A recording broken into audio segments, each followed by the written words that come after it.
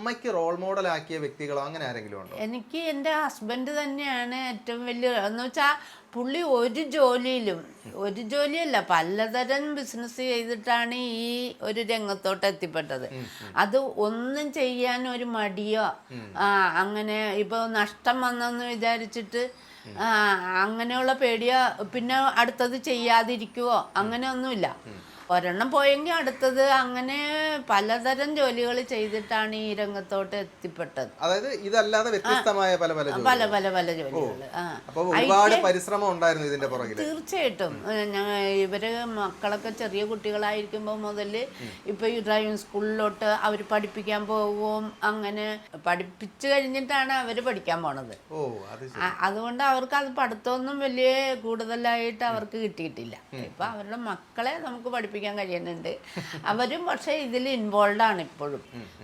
ഇതിന്റെ തന്നെ പല കാര്യങ്ങളുണ്ടല്ലോ. അപ്പോൾ അങ്ങനെ ഉള്ള ഓരോ രംഗത്തും അവരും ഭയങ്കര സപ്പോർട്ടാണ്. A to Z driving school അല്ലേ?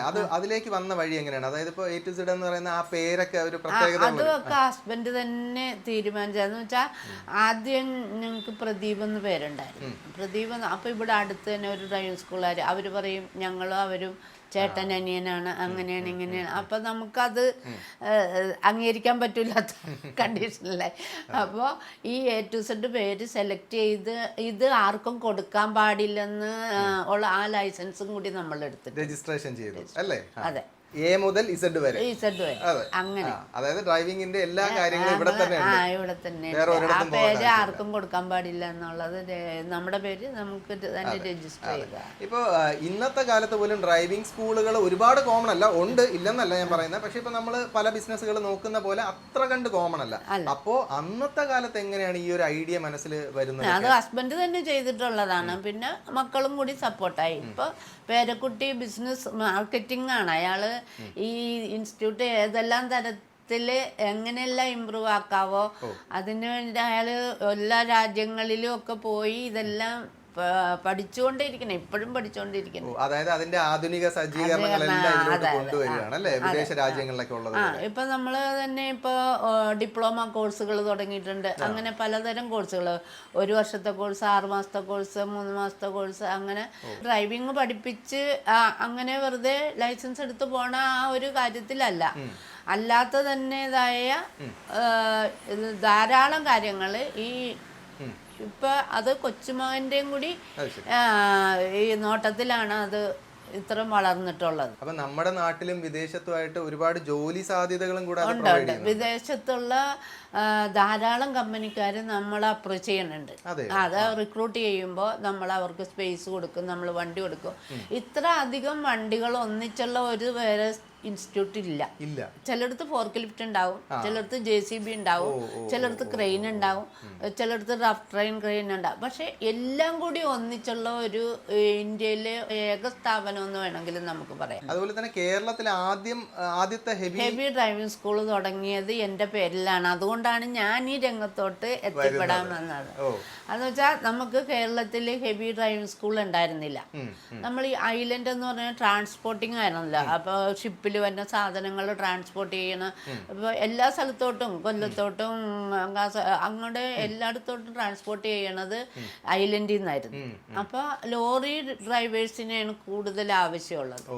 അന്നൊക്കെ ഈ ലോറി ഡ്രൈവർ അല്ലെങ്കിൽ അങ്ങനെ പറയുമ്പോൾ ക്വാളിഫിക്കേഷൻ തീരെ കുറഞ്ഞ ആൾക്കാരാണ് ഡ്രൈവിംഗ് പഠിക്കാൻ പോണെന്ന് അന്നത്തെ ആ ഒരു ചിന്ത. വലിയ വിദ്യാഭ്യാസം ഇല്ലെങ്കിൽ പിന്നെ അടുത്ത പണിക്ക് കാശ് കൂടുതൽ കിട്ടണ പണി എന്ന് പറഞ്ഞാൽ ഡ്രൈവറാണ്. അന്ന് ഈ ഡ്രൈവിംഗ് ലൈസൻസ് കിട്ടാനില്ല കേരളത്തിൽ. അത് മംഗലാപുരത്ത് പോയിട്ട് വേണം ഡ്രൈവിംഗ് ലൈസൻസ് എടുക്കാൻ. അപ്പം നമ്മളിവിടെ പഠിപ്പിച്ചു കൊടുത്ത് മംഗലാപുരത്ത് ആൾക്കാരെ വിട്ട് അത് വളരെ എക്സ്പെൻസീവ്. അവിടെ പോയി പിന്നെ ട്രാൻസ്പോർട്ട് ചെലവും ഉണ്ടല്ലോ. പക്ഷെ ആ ചെലവൊന്നും നമ്മുടെ ആ കാലത്ത് നമുക്ക് താങ്ങാൻ പറ്റാത്ത ഒരു ചെലവുകളായിരുന്നു. അപ്പോൾ എൻ്റെ ഹസ്ബൻഡിൻ്റെ തോട്ടാണ് ഇങ്ങനെ നമുക്ക് ഈ കേരളത്തിൽ എന്തുകൊണ്ട് ഇത്ര ജോലി സാധ്യതയുള്ള ജോലിക്ക് ആവശ്യമുള്ള ഒരു കാര്യമാണ്. അപ്പോൾ ഈ കേരള ഗവൺമെൻറ് എന്തുകൊണ്ട് നമുക്ക് ഇതിനൊരു സ്കൂൾ അനുവദിച്ചു തരണില്ല? അങ്ങനെ അവർ എല്ലാ തലത്തിലും, അതായത് നമ്മുടെ RT ഓഫീസ് മുതൽ മിനിസ്റ്റർ ലെവലിൽ പോയിട്ടും അതിനൊന്നും സാധ്യതയില്ല, അവർക്ക് അങ്ങനെ ഒരു കാര്യം അറിയില്ല. അങ്ങനെ വക്കീലിനെ കൊണ്ട് കേസ് കൊടുപ്പിച്ച് ഒരു 2 വർഷത്തോളം കേസ് പറഞ്ഞിട്ടാണ് ഈ ഡ്രൈവിംഗ് സ്കൂള് എൻ്റെ പേരിലാണ് ആപ്ലിക്കേഷൻ കൊടുത്തത്. അന്ന് വനിതകൾക്ക് തൊഴിൽ സാധ്യത എന്നൊക്കെ പറഞ്ഞിട്ടുള്ള ഒരു കാര്യങ്ങളും ഒക്കെ വരണുണ്ടായിരുന്നു. അങ്ങനെയാണ് ഞാൻ ഈ രംഗത്തോട്ട് എത്തി. ഒരു ചരിത്ര വനിതയും കൂടെയാണ് അല്ലേ?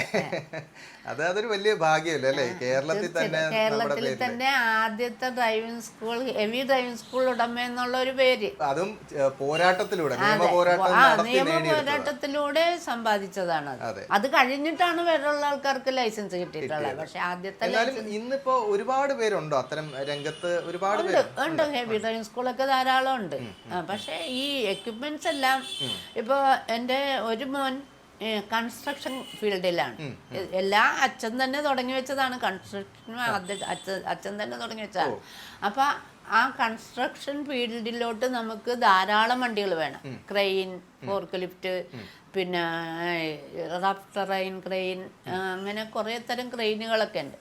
അപ്പം അതുകൊണ്ടാണ് നമുക്ക് ഇത്ര അധികം വണ്ടികളെ പഠിപ്പിക്കാനും.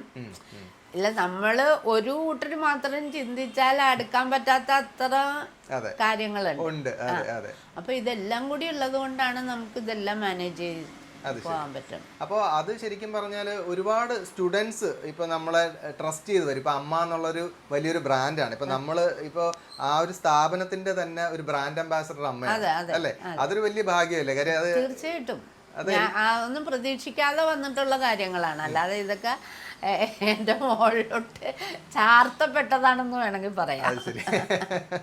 അത് ഏത് കാലഘട്ടം മുതലാണ് അങ്ങനെ ഒരു ഇത് വന്നു തുടങ്ങിയത്? 2014 ഞാൻ ഈ എല്ലാ വണ്ടികളുടെയും ലൈസൻസ് ആയത്.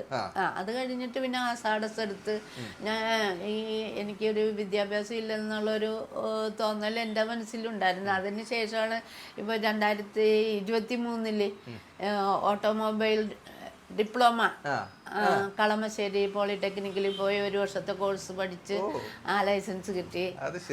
ആസാഡസിന്റെ ലൈസൻസ് കിട്ടി. അതൊക്കെ എനിക്ക് 2023 അത് പിന്നെയും പഠിച്ചു.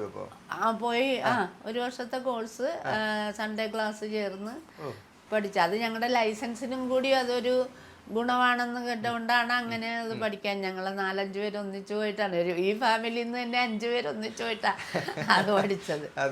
അപ്പൊ അതൊക്കെ പാസ്സായി ആ ലൈസൻസ് ഒക്കെ കിട്ടിയത് വളരെ ഒരു ഭാഗ്യമായിട്ടാണ് കരുതുന്നത്. 100%. ഇപ്പോഴത്തെ തലമുറയിൽ അത്രയും ഇതല്ലാത്തവർക്ക് പോലും പുതിയൊരു സാധനം പഠിക്കാൻ പോയി ഇപ്പൊ മടിയാ വയ്യ എന്ന് പറഞ്ഞിരിക്കുന്ന ആളുകളാണ് ഉള്ളത്. അപ്പോൾ അമ്മ ഈ ഏജിലും ഇതെല്ലാം പഠിച്ച് പിന്നെയും അല്ലേ അപ്ഡേറ്റഡ് ആയിക്കൊണ്ടിരിക്കുകയാണ് ഇതിൽ. അതൊരു വലിയൊരു സന്തോഷമാണ് അങ്ങനെയുള്ള ആളുകളെ കാണാൻ പറ്റുക എന്നുള്ളത്. അമ്മ എപ്പോഴും ഇങ്ങനെ ഒരു ചിരിച്ച മുഖമായിട്ടാണ് എപ്പോഴും ഇരിക്കുന്നത്. അമ്മ എപ്പോഴും ഇങ്ങനെ തന്നെയാണോ? ശരിക്കും എപ്പോഴും ഇങ്ങനെ ചിരി ആൾക്കാരെ കാണുമ്പോൾ മാത്രമേ ഉള്ളൂ. ചിരിപ്പിക്കണത് എൻ്റെ കൊച്ചുമോനാ. ചിരി ചിരി ചിരി എന്ന് പറഞ്ഞുകൊണ്ടിരിക്കും. അതൊരു എനിക്ക് തോന്നുന്നു ചിലപ്പോൾ നമ്മൾ ഈ ഒരു ഏജിൽ നമ്മൾ അങ്ങനെ ആക്റ്റീവായി നിൽക്കുന്നതിൻ്റെ ഒരു തീർച്ചയായിട്ടും